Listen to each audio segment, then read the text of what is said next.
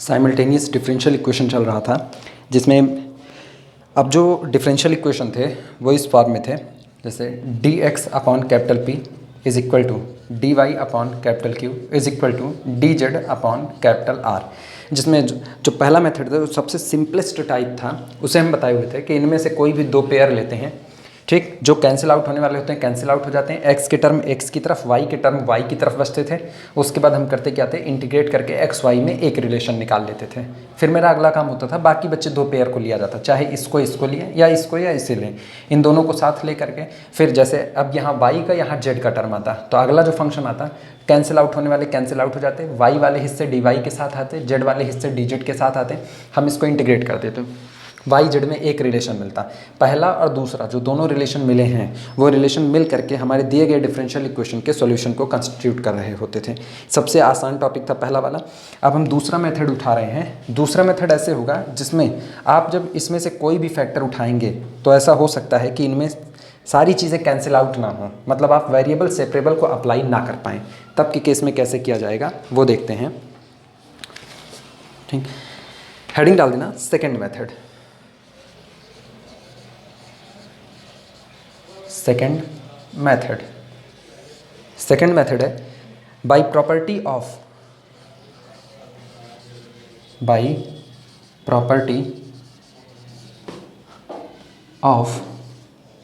ठीक ratio and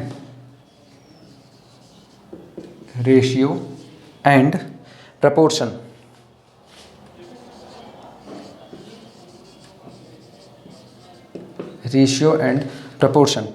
अगर हम रेशियो और प्रोपोर्शनलिटी की प्रॉपर्टी का इस्तेमाल करें तो रेशियो और प्रोपोर्शनलिटी की प्रॉपर्टी से, ठीक, d x upon p is equal to D Y upon capital Q is equal to D Z upon capital R. इसे लिखा जा सकता है, this is equal to l D x plus M D Y plus N D Z and this whole divided by l P plus M Q plus N r. L P plus M Q plus n capital R, ठीक। ये कोई ज़रूरी नहीं कि हर बार आपको एक ही बार में L M N मिले, ये अलग अलग भी हो सकते हैं। तो अब की बार हम कैपिटल एल मान लेते हैं, तो capital L D x plus capital M D Y plus capital N D Z and divided by वही चीज़ capital L P plus capital M Q plus capital N R, ठीक। रेशियो और proportionality की property से हम इस चीज़ को लिख सकते हैं, ठीक। अब इसमें एक चीज़ ध्यान रखने की बात है, ठीक, जो हम ये small L small M small n इनकी चॉइस कर रहे हैं, ठीक। ये जो मल्टीप्लायर चुने जाएंगे, ये मल्टीप्लायर इस तरीके से चुने जाएंगे कि कोशिश करने पर l P plus M Q plus N R equal to हमेशा कैसा आ जाए, ज़ीरो आ जाए, ठीक। या तो ज़ीरो आ जाए या तो एक ऐसे सिंपलेस्ट फॉर्म में चला जाए जहाँ से हम अपना काम बड़े आसानी से आगे बढ़ा सके। लेकिन मैक्सिमम टाइम मेरी कोशिश केवल यही रहेगी कि l P plus M Q plus N r ये सब जुड़ने के बाद केवल और केवल ज़ीरो बना दे, ठीक। लिखना by a proper choice of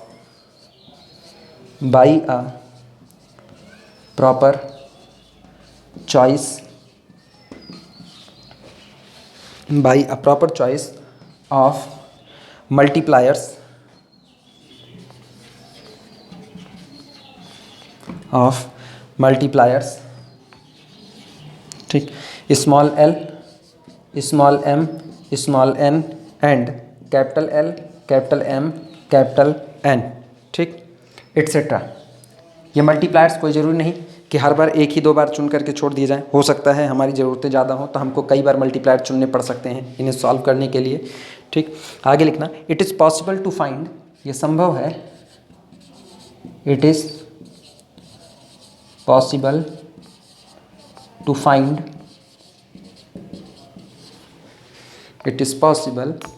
find equation which can be easily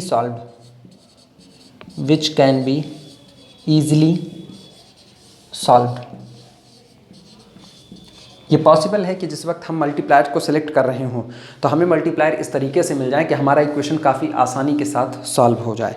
ठीक, अब हम वो बात लिख रहे हैं जो इसमें सबसे इंपॉर्टेंट है। हम एल एम एन या capital L capital M capital, ये कोई भी नंबर हो सकते हैं, कोई भी वेरिएबल हो सकते हैं, इनको हम इस तरीके से चुनेंगे कि जब इस तरीके से इसको लिखा जाए तो नीचे वाली क्वांटिटी हमेशा 0 बन जाए। लिखना स्मॉल एल कमा स्मॉल एम कमा small L can be chosen, सिर्फ इसके लिए लिख रहे हैं, इसके लिए ऑनवर्ड समझ लिया जाएगा। ठीक, कैन बी चूजन, ठीक, in such a way that L P plus M Q plus N R equal to 0 विच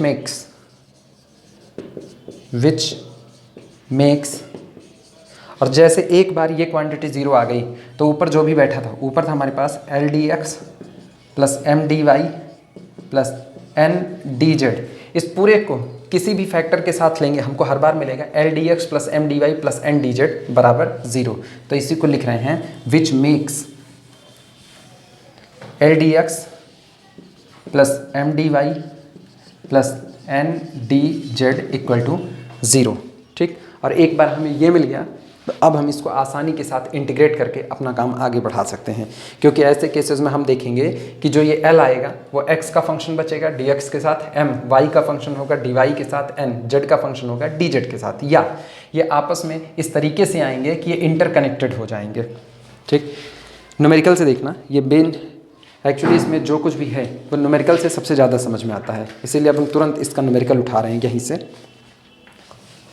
वापस हम दोहरा रहे हैं इक्वेशंस में, अब हमको मल्टीप्लायर सेलेक्ट करने पड़ेंगे। मल्टीप्लायर हम इस तरीके से सेलेक्ट करेंगे कि जब हम इस कंडीशंस को अप्लाई करें तो नीचे की quantity l P plus M Q plus N R equal to 0 मिल जाए। इसके 0 मिलते ही हम l D x plus M D Y plus N D z बराबर 0 लिख करके अपना काम आगे बढ़ा सकते हैं।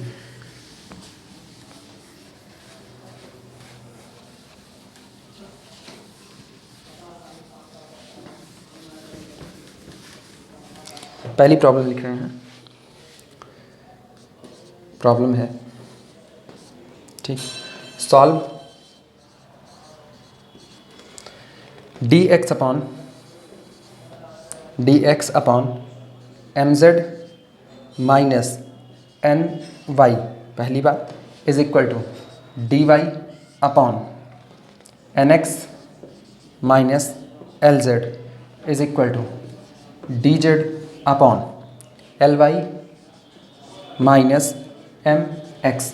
एक और बात, मल्टीप्लायर को सिलेक्ट करना कोई किसी को सिखा नहीं सकता। मल्टीप्लायर सेलेक्ट करने के लिए हमको इस नीचे वाली क्वांटिटी को देखना पड़ेगा और ये जोड़ तोड़ बैठाना पड़ेगा कि हम कौन सी क्वांटिटी इसके साथ या इसके साथ मल्टीप्लाई करके इनको ऐड करें कि ये लोग आपस में 0 हो जाएं। ठीक, ये बात केवल और केवल प्रैक्टिस से ही आ सकती है, इसका कोई शॉर्ट ट्रिक नहीं है, ये केवल प्रैक्टिस के ऊपर पूरी तरीके से डिपेंड करता है। जैसे हम न्यूमेरिकल सॉल्व कर रहे हैं और धीमे धीमे हम इसको बताते चलेंगे कि किस हिसाब से इसे सॉल्व किया जाए। इसमें सबसे पहली चीज़ ध्यान देना, जेड वाले टर्म को देखो, क्योंकि हमको तो 0 बनाने की ही मेरी मेन एम है। तो अगर हम जेड वाले टर्म को देखें तो ये लिखा हुआ है एम जेड, ठीक, और ये माइनस के साथ मौजूद है माइनस एल जेड, ये कंडीशन आई। अब अगर एक चीज़ देखा जाए तो थोड़ी देर के लिए इस m को और इस l को यहाँ से निगलेक्ट मान करके चलो, अगर ये दोनों नेगलेक्ट मान के चले जाते हैं तो plus Z minus Z cancel out होकर के 0 दे सकता है। सिर्फ 2 पर सोच रहे हैं, इसके ऊपर और आगे नहीं, ये सब बाद में निपटाया जाएगा।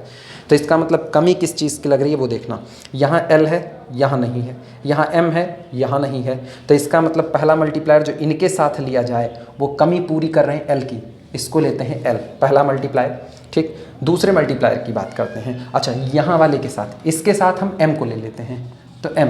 अब सिमेट्रिसिटी, दिमाग ये कहता है कि एक l है ये m है, तो बीच वाले को कितना ले लिया जाए, स्मॉल n ले लिया जाए। ठीक, लेकिन ये सब कुछ लेने के बाद हम ट्राई करके देखते हैं क्या मेरा काम बन चुका है या नहीं बना हुआ है। ध्यान देना, अभी तुरंत हम मुंह खोल करके इसको अप्लाई नहीं कर सकते, यहाँ l से मल्टीप्लाई कर रहे हैं। देखना एल एम जेड, क्योंकि हमने अभी इसको तो ध्यान ही नहीं दिया, या सॉरी हाँ ठीक, एल एम जेड और यहाँ एल जेड दिए थे, तो इसके साथ किसको लगा रहे हैं, m को लगा रहे हैं। तो l m Z minus l n y, ये पहला फैक्टर आया। इसके साथ m को ले रहे हैं, ठीक, इस n को कॉर्नर पर रखेंगे। जब m ले रहे हैं तो इसका मतलब plus m n x add कर रहे हैं इसमें, माइनस m l z, ये हो गया। उसके साथ n को ले रहे हैं बाई सिमेट्रिसिटी, तो plus n l y minus n m x। चलो चेक करते हैं क्या जीरो हुआ। mn x प्लस और माइनस कैंसिल आउट हुआ, lmz plus lmz minus cancel out हुआ, lny minus lny plus cancel out. सब कितना आया? ज़ीरो। इसका मतलब हम मल्टीप्लायर लेंगे, पहले के साथ l, दूसरे के साथ m, तीसरे के साथ n। शुरुआत करते हैं, लिखते हैं सॉल्यूशन में। लेट माना l m n are multipliers,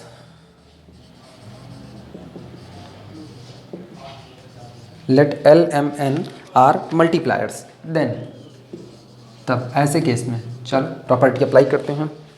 तो इसका मतलब ये हुआ dx अपॉन, कायदे से लिखने को हम सीधे लिख सकते हैं, each factor is equal to l D x plus M D Y plus N D z, और अपॉन इनको अब हम जोड़ करके दिखा चुके हैं ज़ीरो, लेकिन फिर भी हम सिस्टमेटिक एक बार पूरा लिख रहे हैं। डी एक्स अपॉन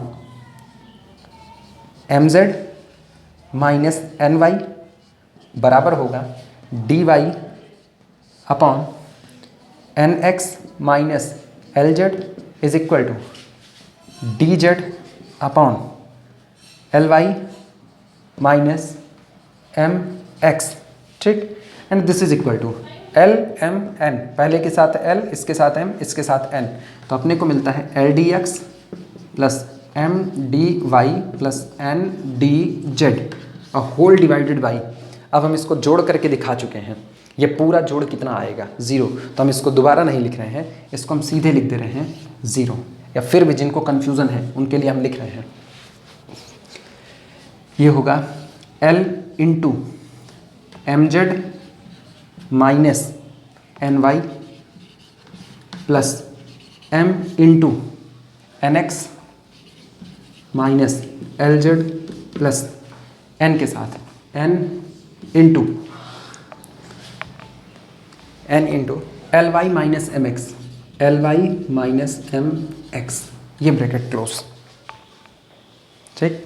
अपने को पता है ये पूरा जोड़ जीरो बैठने वाला है, ठीक। तो अब हम सीधे लिख रहे हैं दिस इज इक्वल टू, या this implies that d x upon M Z minus N y equal to D Y upon N x minus L Z is equal to D Z upon L Y minus M x is equal to, ऊपर की quantity है l D x plus M D Y plus N D Z and whole divided by zero, ये मामला है। अब इस factor को किसी के भी साथ लें, देगा l D x plus M D Y plus N D z बराबर ज़ीरो। तो शुरुआत कर रहे हैं इसी बात को लिखने की।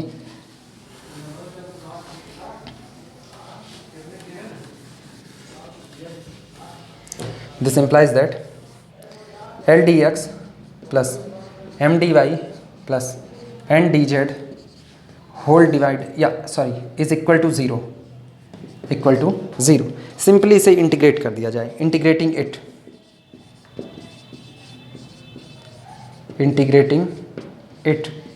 चलो इंटीग्रेट करते हैं। इंटीग्रेट करने पर हमको मिलेगा यहाँ से, इसे इंटीग्रेट कर रहे हैं एल एक्स, चूँकि एल डी एक्स है, एल तो कॉन्स्टेंट बाहर आया, l x plus m y plus n z, और उधर integration constant is equal to C1, equation number 1। इसे अपने पॉकेट में रख लेते हैं।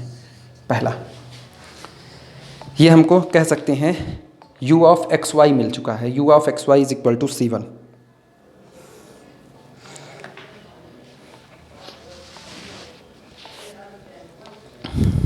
ये पहली बार मल्टीप्लायर को सेलेक्ट करने पर मिला है, दूसरी बार फिर मल्टीप्लायर को सिलेक्ट करेंगे।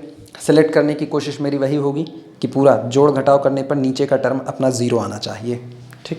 शुरुआत कर रहे हैं हम दोबारा मल्टीप्लायर को सिलेक्ट करने की। हम पहले बता रहे हैं इसे कोई सिखा नहीं सकता, ये चीज़ें खुद से सीखनी पड़ेंगी और ये केवल प्रैक्टिस के ऊपर ही डिपेंड करता है। चलो इसे मिटा रहे हैं हम। ये हमको याद रहेगा LX plus MY plus NZ is equal to C1। ठीक, शुरुआत करते हैं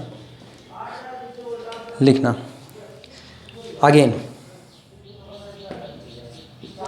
अगेन लेट, चलो वापस सोचते हैं। ध्यान देना, इस पूरे में दिख रहा है कि दो चीज़ें इन्वॉल्व हैं, X Y Z इन्वॉल्व है, L M N इन्वॉल्व है। तो हमने L M N से तो काम कर लिया। अब जरा X Y Z के ऊपर सोच लेते हैं कि भाई X Y Z की भी सत्ता है, तो क्या X Y Z लोग इसमें मल्टीप्लायर बनने का काम कर सकते हैं? चेक करते हैं। फिर वही MZ को ही उठाते हैं, MZ को यहाँ से उठाया, MZ। ठीक, अच्छा अगला देखते हैं। अगले में यहाँ से LZ मौजूद है। ठीक, MZ और इधर से हमारे पास है LZ। यह हम एक बार पूरा लिख दे रहे हैं। यहाँ मौजूद है MZ, ठीक, माइनस साथ में है NY, थोड़ा हट करके लिख रहे हैं, यहाँ है NX, माइनस साथ में है LZ। ठीक, उसके बाद यहाँ पर मौजूद है LY और माइनस कितना है MX। चलो ध्यान देते हैं, देखना। अगर हम इस पूरे हिस्से में एक बार x से मल्टीप्लाई करके देखते हैं, x से मल्टीप्लाई करने पर क्या असर पड़ेगा, तो यहाँ हमको दिखाई देगा XMZ। ठीक, यहाँ हमको दिखाई देगा XNY, ये हिस्सा बना। ठीक, अगले वाले पर जाते हैं, तो अगले वाले में y से जब मल्टीप्लाई करते हैं तो यहाँ से मिलता है NXY, ये हिस्सा। वहाँ से हमको मिलता है माइनस के साथ NLZ। अगले में जाते हैं, वहाँ पर Z लेते हैं, सॉरी ये Y है, सॉरी LYZ। ठीक, अगले में जाते हैं, X हो गया, Y हो गया, अब वहाँ Z चल रहा है, तो LZY ये हुआ। ठीक, LZY और माइनस इधर से MZX। चेक करते हैं क्या कुछ कैंसिल आउट होगा, देखना। MXZ प्लस के साथ, MXZ माइनस के साथ, ये इससे कैंसिल आउट होगा। अगला देखते हैं, NXY, खोजो y का टर्म और कहाँ पर है, NXY माइनस के साथ, बगल में बैठा है, NXY प्लस के साथ कैंसिल आउट हुआ। ये साइड बाई साइड मौजूद है, LZY ये दोनों कैंसिल आउट। ठीक, इसका मतलब मेरा काम बन चुका है। हम X Y Z को एज अ मल्टीप्लायर सेलेक्ट कर सकते हैं। बिल्कुल इसी तरीके से ये काम करके देखना पड़ेगा। अगर अभी हम XYZ चुनने पर फेल हो जाते हैं तो हम फिर अगला मल्टीप्लायर इसी तरीके से चेक करके देखते। ये तो अपनी किस्मत अच्छी थी कि फंसे नहीं और निकल लिए यहाँ से।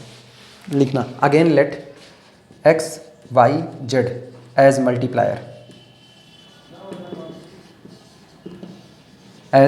मल्टीप्लायर्स। ठीक, अब हम सीधे लिख रहे हैं, अब इतना बड़ा टर्म नहीं लिख रहे। ईच फ्रैक्शन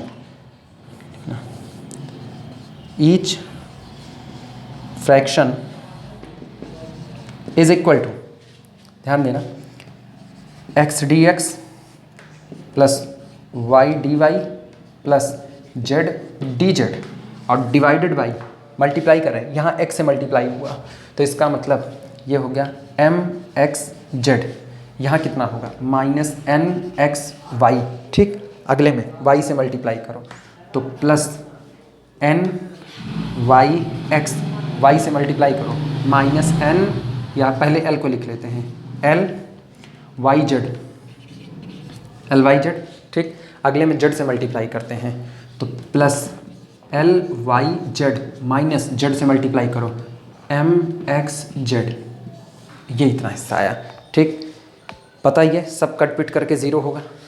mxz से कटा, ठीक, nxy से कटा, ये पूरी क्वांटिटी इससे कैंसिल आउट हुई।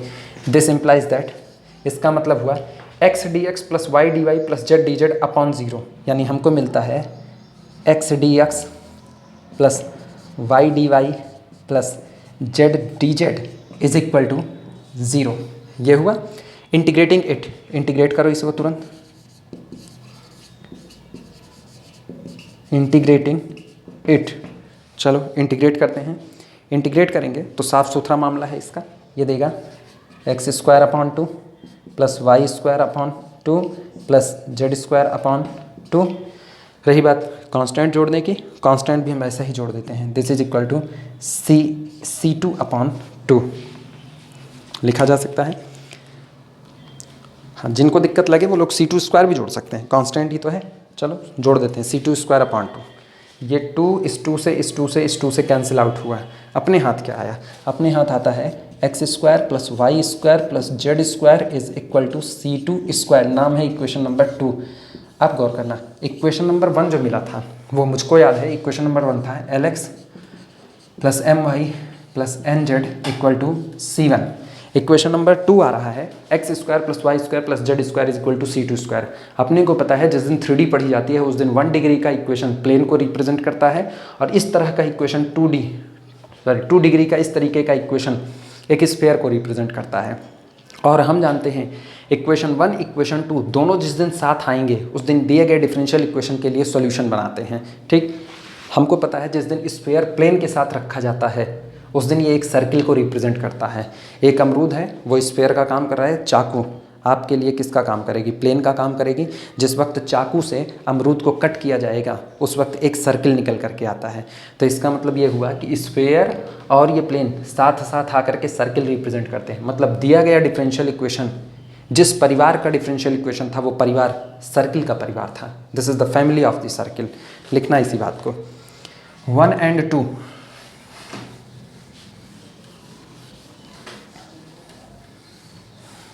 लिखना, equation 1 and 2 constitute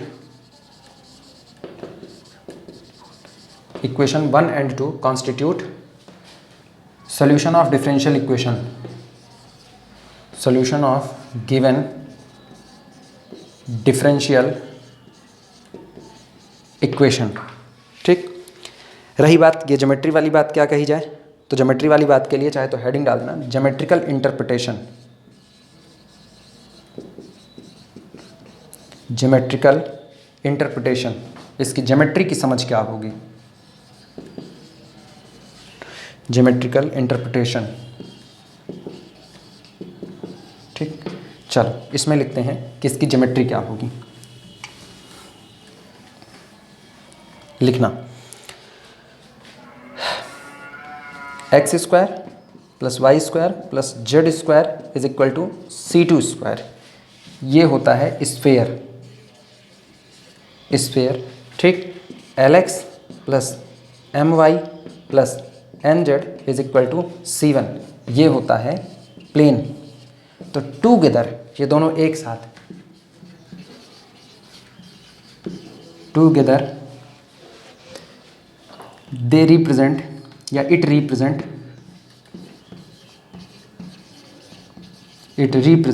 a circle. ये रहा, together it represent a circle. ये इसका ज्योमेट्रिकल इंटरप्रिटेशन है। मतलब दिया गया डिफरेंशियल इक्वेशन किसी सर्किल के परिवार का डिफरेंशियल इक्वेशन था। ठीक, नोट करो फटाफट, अगला न्यूमेरिकल उठाते हैं इसमें। अभी सब मल्टीप्लायर वाले हम काफ़ी करवाएंगे। रीज़न, मल्टीप्लायर सेलेक्ट करना आना चाहिए, ये यहाँ भी काम पड़ेगा, अभी आगे चल करके फिर इसकी जरूरत आएगी।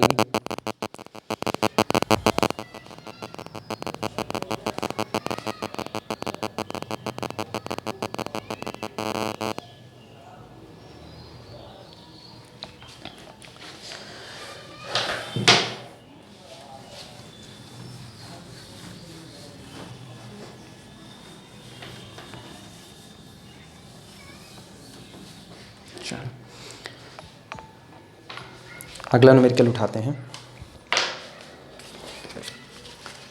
प्रॉब्लम है dx upon x into y minus z is equal to dy अपॉन y into z minus x is equal to dz अपॉन z into x minus y. ये दिया गया है। ठीक, इसको हमें सॉल्व करना है। सॉल्यूशन देखना, पहला काम मल्टीप्लायर को सिलेक्ट करने के लिए ये जितनी क्वांटिटी लिखी गई है इस सारी क्वांटिटी को यहाँ पर सजा लेते हैं। पहली क्वांटिटी देखना, लिखा गया है xy, ठीक, माइनस xz। अगला टर्म देखना yz माइनस xy, ये रहा। ठीक, अगला टर्म देखना zx माइनस yz, और साफ सुथरा दिख रहा है xy प्लस के साथ xy माइनस के साथ। ज़रा तीनों आपस में जोड़ो, ये इससे कैंसिल आउट हुआ। वाई जेड का टर्म वाई जेड से कैंसिल आउट हुआ, एक्स जेड का टर्म एक्स जेड से, मतलब इनको खुद ही आपस में जोड़ दिया जाए तो ये सॉल्यूशन, ये जुड़ करके कितना दे रहे हैं, 0 दे रहे हैं। इसका मतलब नकल ये है कि मल्टीप्लायर 1 1 और 1 ले लिया जाए। चलो शुरुआत करते हैं। लिखना, take 1 1 1 as multipliers, take 1 1 1 as multipliers. कितना मिलेगा, हम फिर वापस लिख रहे हैं, ईच फ्रैक्शन इक्वल टू, या फिर भी चलो एक बार लिख लेते हैं वापस, d x upon x into y minus z is equal to D Y upon y into z minus x is equal to D Z upon z into x minus y. 1 1 1 मतलब 1 d x plus 1 d Y plus 1 d z that is equal to d x plus d Y plus d Z upon, ये पूरी quantity 1 1 1 के साथ जुड़ करके कितना दे चुकी है, लिख रहे हैं x Y minus x z, 1 लिया गया है तो plus y Z minus x y plus z x minus z y. ठीक, सब एक दूसरे से कैंसिल आउट होंगे। ठीक, और बचेगा सिर्फ और सिर्फ हमारे पास 0। ये थोड़ा छोटा हो गया होगा, इसीलिए इसको तुम लोग थोड़ा ध्यान से लिख लेना। अच्छा, सुन करके लिखने की कोशिश किया करना, क्योंकि आमतौर पे ये चूँकि सब कुछ इसी एक बोर्ड पर आ जाए इसलिए हमको जानबूझ के तो बीच बीच में छोटा लिखना पड़ जाता है। यानी हमें मिल चुका है implies that d x upon x into y minus z. तुम लोग सीधे लिख सकते हो each fraction equal to this, हम ये खाली समझाने के लिए इतना लंबा लिख रहे हैं बस। This is equal to D Y upon y into z minus x is equal to D Z upon z into x minus y. चूँकि ये क्लास अगर ऑफलाइन होती तो हाँ हम शक्ल देख करके बता सकते थे कि किसको समझ में आया और किसको नहीं आया। ऑनलाइन मोड की क्लास में पता चले घर में बैठ करके सिर्फ कुछ ना कुछ खा पी रहे हो, दिमाग इस पे आ ही नहीं रहा कि हुआ कैसे, इसीलिए हमको मजबूरन इसको डिस्क्रिप्टिव ले जाना पड़ रहा है। Equal to d x plus d Y plus d Z whole divided by 0। यानी अब हमको मिल चुका है दिस इम्प्लाइज दैट, इसका मतलब हुआ d x plus d Y plus d z equal to 0। और हमारा एक काम है इसे इंटीग्रेट करना, इंटीग्रेटिंग इट।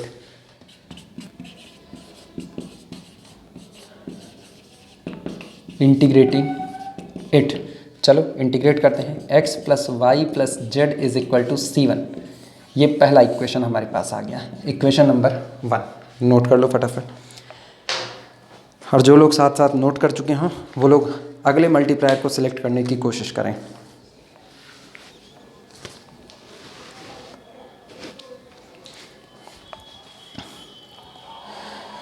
जल्दी 1-2 दिन में तुम लोगों के वर्चुअल वर्क की शुरुआत करेंगे, क्योंकि स्टैटिक्स का पेपर भी रुका हुआ है। कोशिश करेंगे कुछ दिन बट जाए कि पर्टिकुलर एक दिन लीनियर अलजेब्रा भी चल सके, जिससे या फिर एक पेपर पूरा निपटा लिया जाए फिर ही दूसरा पेपर पकड़ा जाए। लेकिन बस खतरा यही है, भूलने का डर है। तुम लोग जितना पीछे पड़े हो वो भी साफ़ हो जाए। लीनियर अलजेब्रा के लिए हम केवल एक बात सोच रहे हैं कि अगर अपने को उधर आखिरी में जा करके ये कुछ कोरोना माता डाउन पड़े तो कुछ ऐसा मिले कि ऑफलाइन मोड की कुछ क्लासेस मिल जाएं, तो लीनियर अलजेब्रा सामने समझाने में ज़्यादा बेहतर है। ऑनलाइन क्लास में लीनियर अलजेब्रा में थ्योरम्स में अगर किसी को दिक्कतें आती भी हैं तो पता चलेगा वो हमसे फिर दोबारा नहीं पूछ सकते हैं। ये एक दिक्कत सबसे भारी भरकम है ऑनलाइन मोड की क्लास में लीनियर अलजेब्रा के लिए।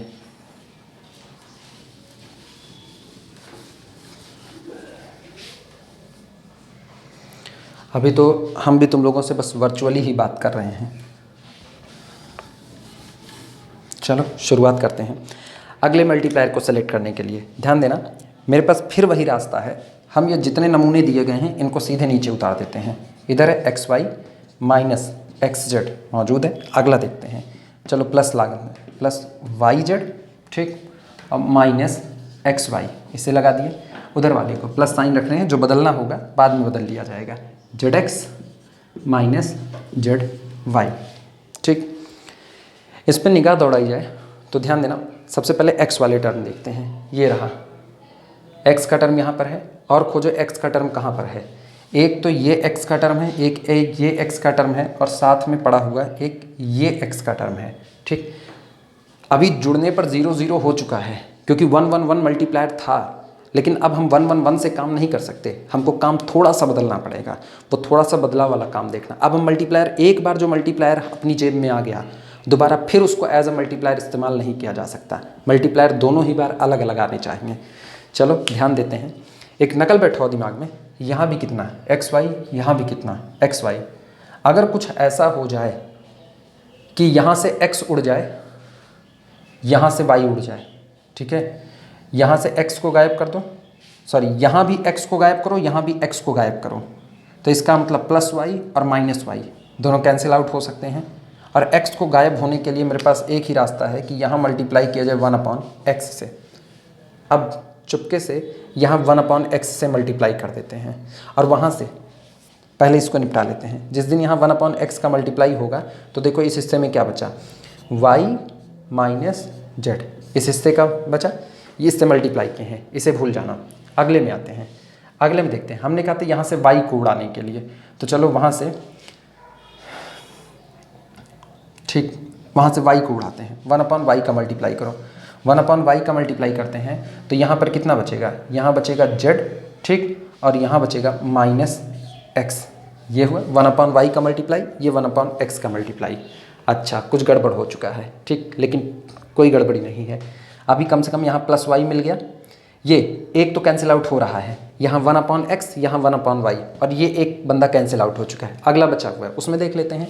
1/z से मल्टीप्लाई करते हैं, 1/z से करने पर यहाँ कौन आया, प्लस x, वाह वाह, कट चुके हैं ये, और यहाँ कौन आया, माइनस y। बस मेरा काम बन चुका, प्लस y माइनस y से cancel out, minus z plus z से, माइनस x प्लस x से कैंसिल आउट। ये चीज़ें इसी तरीके से सीखनी पड़ेगी। तय हुआ, मल्टीप्लायर कौन बनेंगे, पहले में 1/x, इधर 1/y, इधर 1/z, और मेरा काम हो जाएगा। चलो शुरुआत करते हैं। लिखना, taking 1/x, 1/y, 1/z, solution. अरे सॉल्यूशन तो चल ही रहा था। Again taking 1/x, 1/y, 1/z as multiplier, as multipliers. Each fraction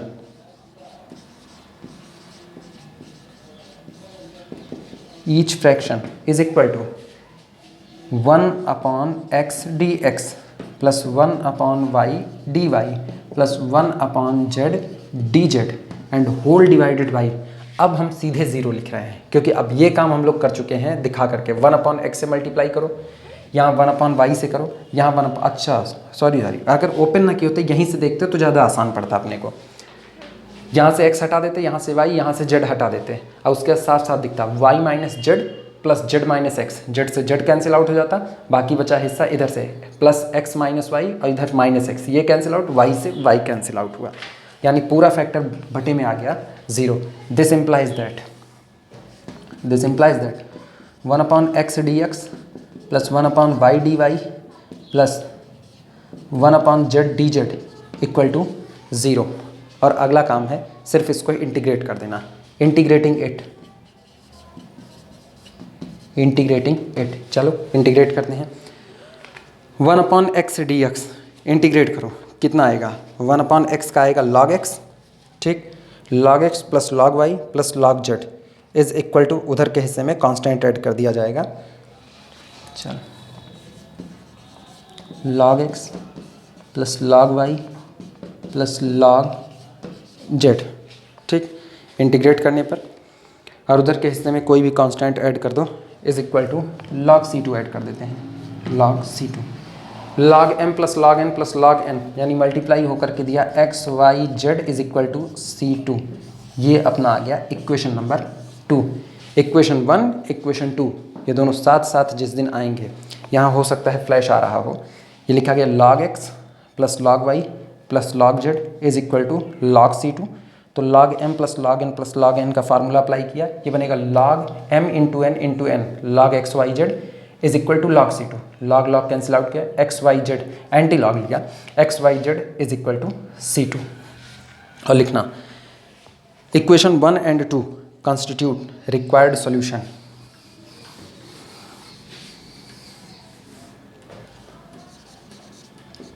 One and two constitute required solution. एक और दो एक साथ जिस दिन आएंगे उस दिन दिए गए डिफरेंशियल इक्वेशन के सॉल्यूशन को रिप्रेजेंट कर रहे होंगे। ठीक, इसे नोट करो, फिर अगला न्यूमेरिकल उठाते हैं।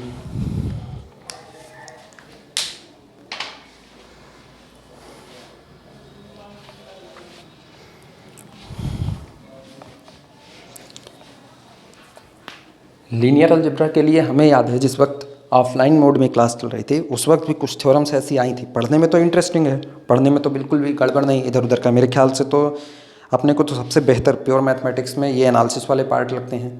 ये तो अप्लाइड का पोर्शन है, मेरे लिए तो ये टेढ़ी खीर होता है एक हिसाब से कहा जाए तो, क्योंकि मुझको कैलकुलेशन बिल्कुल नहीं पसंद है। अब ऐसे केस में अगर देखा जाए तो लीनियर अलजेब्रा पढ़ने में हद दर्जे का इंटरेस्टिंग है, अपने एप्लीकेशन पार्ट के साथ है। ऊपर से जब आप पाइवॉट की थ्योरी जान रहे हो तो पाइवॉट की थ्योरी जानने में पता चलता है कि आप उधर आपकी जब मर्जी आप मैट्रिक्स को उठा करके इधर डील कर लेते हो। काफ़ी आसान इंटरेस्टिंग पार्ट आते हैं। लेकिन उसके साथ बवाल ये है, अगर उसे ऑनलाइन मोड में लेकर के आते हैं तो ऑनलाइन मोड में ये रिस्ट्रिक्शंस है कि आप सामने वाला किस थ्योरी पर अटका हुआ है, उसको कौन सी चीज़ें नहीं समझ में आ रही है, ये जब तक वो मेरे सामने नहीं आएगा तब तक हम इस बात को नहीं समझ सकते हैं। और ये बातें ऑफलाइन क्लास में कई बार देखी गई हैं कि आसान सी चीज़ों पर लोग अटके हुए हैं। अच्छा, आसान उनके लिए जिनको आ गया उनके लिए आसान, नहीं आया तो खोपड़ी मगजमारी करते रहो, क्या ही फ़र्क पड़ता है फिर।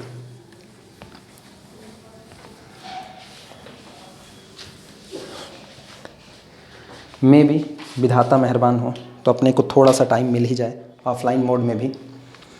चलो शुरुआत करते हैं अगला प्रॉब्लम। अगला डिफरेंशियल इक्वेशन जो दिया गया है वो है a d x upon b minus c into y Z is equal to b d Y upon c minus a into z x is equal to c d z. बड़े sequence में चल रहे हैं, a d x b d y c d Z upon a minus b, ठीक, into x y. सजे हुए हैं एक तरीके से, जैसे भी कोरोना टाइम में दूल्हे टीके जाते रहे। B minus C Y Z, सी माइनस ए जेड एक्स, वाई जेड तो अगला जेड एक्स, अगला एक्स वाई। ठीक, बिल्कुल क्वारंटीन हुए हैं सारे लोग एक तरफ से। चलो अपना काम तो मल्टीप्लायर सेलेक्ट करने का है, चेक करते हैं कैसा आएगा।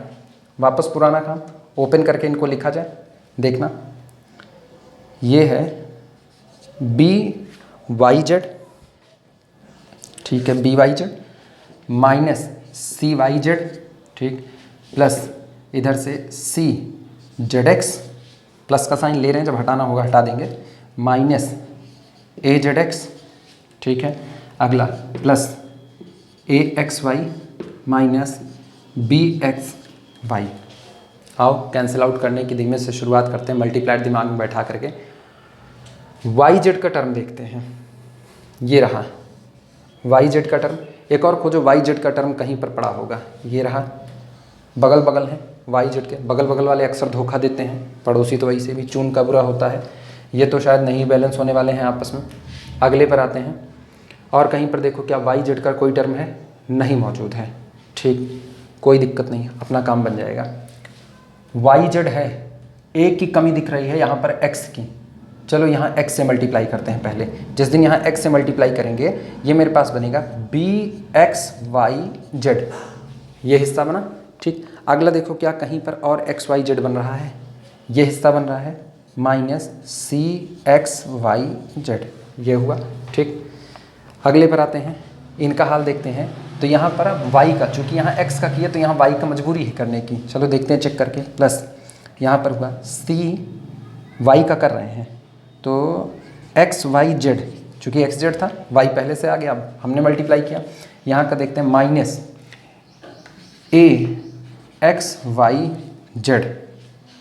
ठीक, ये हो गया। अगले में आते हैं, जेड से करते हैं, तो plus A X Y Z, और यहाँ पर देखते हैं तो यहाँ पर हो गया minus B x Y z. अब एक चीज़ है, एक्स वाई जेड हर जगह पर मौजूद है। अब जो बवाल करेगा वो ए बी सी कर रहा होगा। आओ ए बी सी के हिस्से में देखते हैं। यहाँ देखना बी एक्स वाई जेड मौजूद है, ठीक है, और यहाँ देखो minus A X Y Z मौजूद है। अगर यहाँ बी आ जाए और यहाँ ए आ जाए तो इसका मतलब मेरा काम बन सकता है, लेकिन यहाँ बी आएगा तो ये दो फैक्टर एक साथ हैं। ध्यान देना, ये पूरा फैक्टर एक साथ आया है, ये पूरा फैक्टर एक साथ आया है, ये पूरा फैक्टर एक साथ आया है। तो इसका मतलब अगर यहाँ पर बी कर रहे हैं, यहाँ ए लाना पड़ेगा, तो मतलब यहाँ पर मल्टीप्लाई करें किसका, ए का, तो ए आएगा, ए आएगा। यहाँ बी का करें, बी आएगा, बी आएगा। उधर सी का करें तो सी मिलेगा और सी मिलेगा। अब देखो A B x Y Z, ये A B x Y Z cancel out हुआ। अगला देखना A C X Y Z minus के साथ, A C X Y Z plus के साथ उड़ गया। अगला देखना B C X Y Z, और ये B C X Y Z उड़ गया। हमने दो बार मल्टीप्लाई किया, पहले एक्स से किया फिर ए से किया। इसका मतलब मेरा काम बनेगा ए एक्स बी वाई और सी जेड, इनको एज अ मल्टीप्लायर सेलेक्ट किया जाएगा। चलो शुरुआत करते हैं।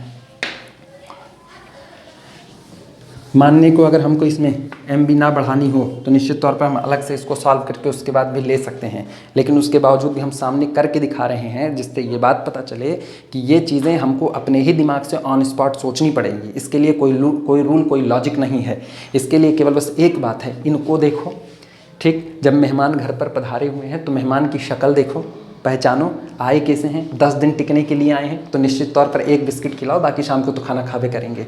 और अगर पता चले तुरंत के तुरंत जाने के लिए आए तो ठीक है, थोड़ी खातिरदारी इनकी चल जाएगी। ये ऑन स्पॉट ही देखे जाएंगे, ये बिल्कुल घर में आए हुए मेहमान हैं, इनको ऑन स्पॉट देख करके ही इनका बिहेवियर तय किया जाएगा, ठीक। वरना कहीं ये छड़े रुष्टा वाले हुए तो अपने लिए बवाल होगा। सॉल्यूशन लिखना, select A X comma B Y comma C Z, ठीक, as multiplier,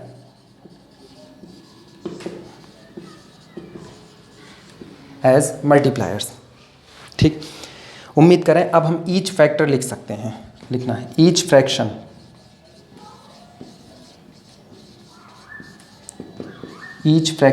is equal to a x B Y C z. तो पहले में देखना ए एक्स, और ए के पहले से मौजूद है, मतलब A square x D x plus B Y, B पहले से मौजूद है, B square Y D Y plus सी जेड, सी पहले से मौजूद है, C square Z D Z.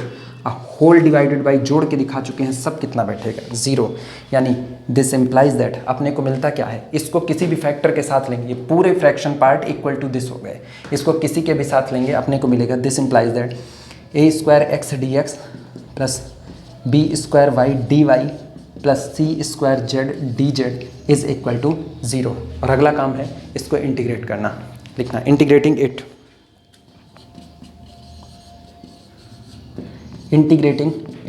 चलो इंटीग्रेट करते हैं। साफ सुथरी बातें पता हैं, आएगा A square X square by 2 plus B square Y square by 2 plus C square Z square by 2 is equal to, उधर के हिस्से में कांस्टेंट टर्म C1 बाई 2, 2 सारे कैंसिल आउट हुए। अपने को मिलता है A square X square plus B square Y square plus C square Z square is equal to C1, equation number 1। ये पहला इक्वेशन आया। इसे नोट करो फटाफट।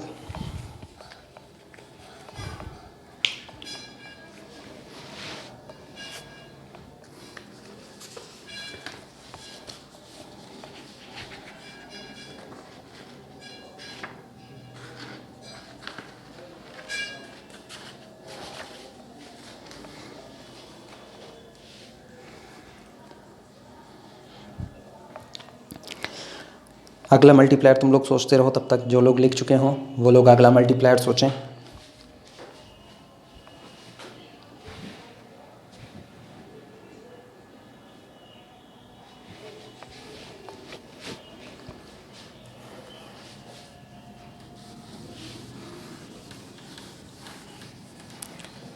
चलो फिर हम काम आगे बढ़ाते हैं अगले मल्टीप्लायर के लिए। वापस हम इसको फिर से ओपन करके लिख रहे हैं। ये लिखा गया है b वाई जेड, ठीक, माइनस सी वाई जेड, चलो प्लस का साइन लेते हैं, प्लस सी जेड एक्स, अच्छा, माइनस ए एक्स जेड इधर के हिस्से में उधर से लेते हैं, plus A X Y minus B x Y, ठीक। उधर तो हमने ए एक्स बी वाई और सी जेड ले लिया था। चलो एक बार फिर से देखते हैं, वही वापस x से मल्टीप्लाई कर रहे हैं, क्योंकि पहली शुरुआत तो एक्स वाई जेड से ही करेंगे, सामने तो वही नज़र आ रहे हैं, तो इधर x से मल्टीप्लाई कर रहे हैं, तो ये हो रहा है बी एक्स वाई जेड, यहाँ पर ये होगा माइनस सी एक्स वाई जेड, ये एक्स वाई जेड से मल्टीप्लाई है। अच्छा अगला देखते हैं, y से मल्टीप्लाई करते हैं, प्लस सी वाई जेड एक्स, ठीक। अरे ये तो बगल बगल कैंसिल आउट हो रहा है, इसका मतलब एक्स वाई जेड से काम बन जाएगा। मैं भी शायद पिछले में हम लोगों ने ख्याल नहीं किया, ए से मल्टीप्लाई ना करते पहले ही शायद एक्स वाई जेड से काम हो जाता। चेक करते हैं, शायद एक्स वाई जेड से काम हो जाएगा मेरा। वाई से मल्टीप्लाई करते हैं, minus A X Y Z, ठीक, उधर जेड से करते हैं, plus A X Y Z minus B x Y Z. आओ खोजते हैं, ये दोनों तो बगल बगल उड़ गए, ठीक है, सही है। अगला देखते हैं, बी एक्स वाई जेड पहला वाला इस लास्ट वाले से उड़ा, ये भी ठीक, और ये दोनों बगल से, वाह वाह, काम बन चुका है अपना। इसका मतलब पिछली बार थोड़ा सा दिमाग कहीं पर मेरा भी फिसल गया था, मेरा भी मतलब हम अकेले तो पढ़ा रहे हैं, मेरा ही फिसला है। पुराने वाले में A x B Y C Z, चलो अगला मल्टीप्लायर वहाँ पर अटक गए तो आ गया, यहाँ पर एक्स वाई जेड सीधे सीधे मल्टीप्लायर ले लें, काम मेरा बन चुका है। लिखना, taking x Y z as multiplier, solution. हाँ फिर भाई मेरा ही दिमाग किसका है, taking x Y z as multiplier, as multipliers, each fraction equal to, चलो x ले रहे हैं, y ले रहे हैं, z ले रहे हैं, तो ये मिल रहा है A x D x plus B Y D Y plus C Z D Z whole divided by, अब तो जोड़ करके कितना आएगा, 0, यानी कि हमें मिल चुका है यहाँ से, this implies that a x D x plus B Y D Y plus C Z D z is equal to 0। और मेरा अगला काम है इसको इंटीग्रेट करना, लिखना इंटीग्रेटिंग इट। अच्छा दिमाग दौड़ाते रहना, यहाँ अंतर आ रहा है, यहाँ ए स्क्वायर बी स्क्वायर सी स्क्वायर मिला है, यहाँ ए बी सी मिल रहे हैं, ठीक। इंटीग्रेटिंग इट, चलो इंटीग्रेट करते हैं। इंटीग्रेट करेंगे तो हमें मिल रहा है A X square upon 2 plus B Y square upon 2 plus C Z square upon 2 is equal to C2 upon 2। 2 सारे कैंसिल आउट, हम यही मिटा दे रहे हैं, इस 2 से ये 2 कॉमन करके सब कैंसिल आउट कर रहे हैं, ये कैंसिल आउट होगा और ये भी हट जाएगा, तो ये मिलेगा इक्वेशन नंबर 2। ये मेरा आ गया इक्वेशन 2। और वही घिसी पिटी line, equation 1 and 2 constitute required solution.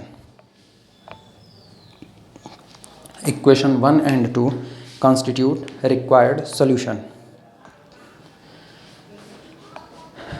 3 numerical मेरी तरफ से हुए हैं, ठीक। अभी हम और न्यूमेरिकल कराएंगे, अनडिटरमाइंड मल्टीप्लाई, ये जो मल्टीप्लायर को सेलेक्ट करना होता है इसके ऊपर, लेकिन उम्मीद कर रहे हैं तुम लोग इसके और न्यूमेरिकल खुद से उठाओगे, ठीक। और जो ना आए वो ग्रुप में निश्चित तौर पर सेंड करो, ठीक।